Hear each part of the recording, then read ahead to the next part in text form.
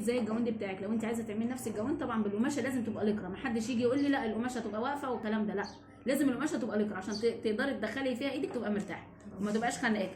تحطي ايدك كده بسم الله كده، يعني بتسيبي سنتي تقريبا من كل ناحيه.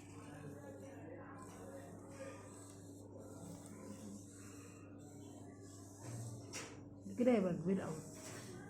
خلي رايك لنفسك. تمام كده؟ اوكي. انت لما تاخدي من كل حاجه هتاخدي من كل حاجه كده سنتي كده، تمام كده كده كده كده، خلاص كده. انت ايدك اهي، ايدك اهي، لازم تعملي كل الزيادات اللي جوه عشان ما تبقاش عشان ما تبقاش مكلكعه، هتشيلي كله. تمام كده. فانا هاخد مقاس ايدي زي ما انا عملت كده، هاخد المقاس بتاع ايدي، وبعد كده طبعا السنتي بتاع الخياطه اهوت، يعني هي هترسى على الجواند ده، هترسى على الحته دي.